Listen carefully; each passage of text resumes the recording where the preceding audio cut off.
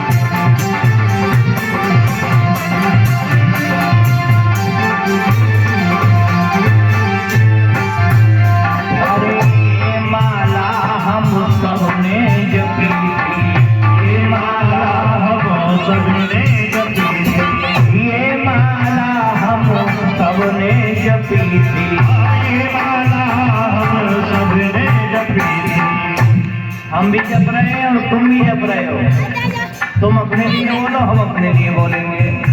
हरे कथा के भाई नंद लाला, हरे कोई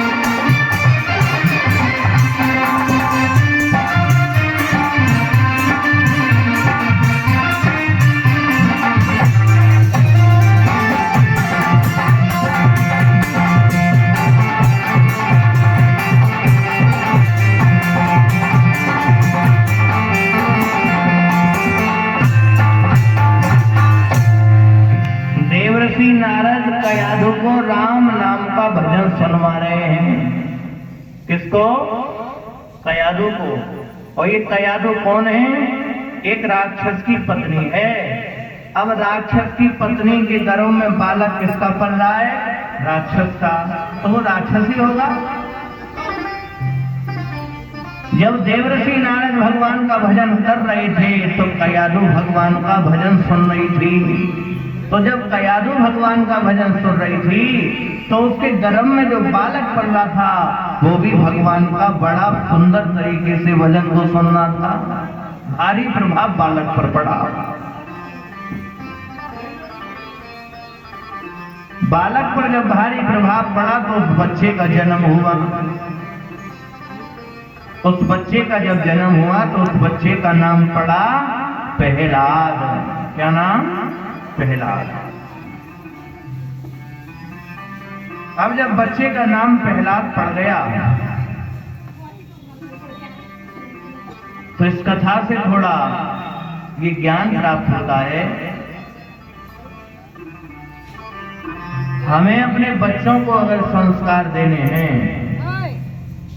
ध्रुव जैसे बच्चे को जन्म देना है, भक्त प्रहलाद जैसे बच्चे को जन्म देना है, तो प्रत्येक माता को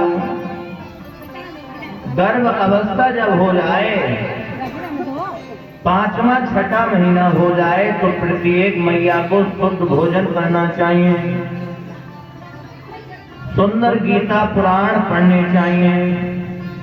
अगर घर में एलईडी लगी हुई हो तो उस पर रामायण ही देखनी चाहिए, नाटक नहीं। लेकिन आजकल का तो बहुत चेंज हो गया है मैटर। माताओं ने गर्भ धारण किया और गर्भ धारण करके जैसे चौथा पांचवा महीना चला तो टीवी पर चल रही है किसकी फिल्म, धर्मेंद्र की। तो बालक तो सनी देओल पैदा होना है, वो ढिसुम ही करे वो, फिर क्या करे वो। इसलिए भैया हमारा समझाने का कर्तव्य है, फिर एक मैया को जो गर्भ धारण करती हैं, गर्भ धारण जिन्होंने किया है वो कुछ ना पढ़े, लेकिन सुबह के समय सुंदर कांड का पाठ कर लें तो सुंदर बालक लवकुश जैसा पैदा हो जाएगा। रामायण देखो, सुंदर विचार रखिए, सुंदर भोजन करिए तो बालक बड़ा खूबसूरत पैदा होगा। लेकिन कुछ करती हैं और कुछ सब उल्टा सीधा खाना, उल्टी सीधी चीजें देखनी, फिर बच्चा वही करता है। आजकल तुमने देखा होगा बालक पैदा है कि सी देना है, पास फोन धड़ाधड़ चलाए रहे, बिल्कुल परफेक्ट है फोन में। तो अब फोन में परफेक्ट क्यों है? क्योंकि माँ ने बड़ा परफेक्ट फोन चलाया था जब वो गर्भ धारण करी हुई थी। तो कयादू ने ऐसा कुछ नहीं किया। कयादू ने एक टूटी सी झोंपड़ी में देवर्षि नारद के मुख से केवल राम का भजन सुना। नमो भगवते वासुदेवाय नमः, श्री सच्चिदानंद रूपाय विसुप्त्याधे तापत्रे विनाशाय श्री कृष्णाय वयम् नमः। ऐसे वेदों के मंत्र सुने, भगवान का भजन सुना, तब भक्त प्रहलाद का जन्म हुआ। प्रहलाद का जब जन्म हुआ, प्रहलाद धीरे धीरे बड़े हुए। प्रहलाद को गुरुकुल में पढ़ने तक बैठा दिया, लेकिन सब कहते हैं कि हिरण्यकश्यप, लेकिन प्रहलाद कहते हैं राम राम राम। अब हिरण्यकश्यप ने कहा कि कोई मेरे दुश्मन का नाम ना ले, तो प्रजा में कोई तो दुश्मन का नाम लेता नहीं, सब हिरण्यकश्यप करते हैं। लेकिन हिरण्यकश्यप का ही पुत्र राम का नाम जपता है। सभी ने आकर के कहा कि हे महाराज, तुम सबके लिए तो कह ही रहे हो कि सब हमारा नाम जपो, हम यहाँ के भगवान हैं, लेकिन तुम्हारा ही पुत्र तुम्हारे दुश्मन का नाम जप रहा है, राम नाम। प्रहलाद को बुलवाया गया, भाई प्रहलाद ऐसा क्यों? प्रहलाद कहने लगा, पिताजी तुम्हें मालूम नहीं है, यहाँ के भगवान आप नहीं हो सकते। अगर यहाँ का भगवान है तो क्षीर सागर में लेटा नारायण है, उनके सिवा यहाँ कोई नहीं है। क्यों? हिरण्यकश्यप ने म्यान से तलवार को निकाला और कहा, रे दुष्ट, तो मेरी संतान होते साथ और तो मेरे दुश्मन का ही नाम ले रहा है, मैं तुझे नहीं छोड़ूंगा। मारने के लिए चला ये हिरण्यकश्यप प्रहलाद को। तो प्रहलाद का एक ही शब्द रहा, पिताजी मोए राम नाम प्यारो, पिताजी मोए मत मारो। मोए राम नाम प्यारो, पिताजी मोए मत मारो।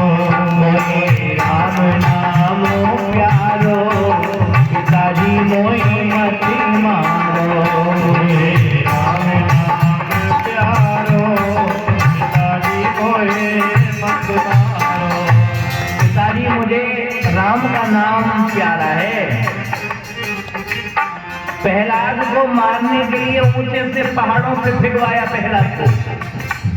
प्रहलाद कहने लगा, पिताजी जरा आंखें खोल के देखो। ऊंचे पर्वतों हमें चढ़ाए, ऊंचे पर्वत हमें चढ़ाए, उससे पिताजी तुमने गिरवाए, उससे पिताजी तुमने गिरवाए।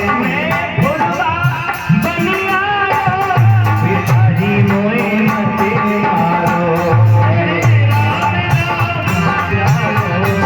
पिताजी मोए मत मारो।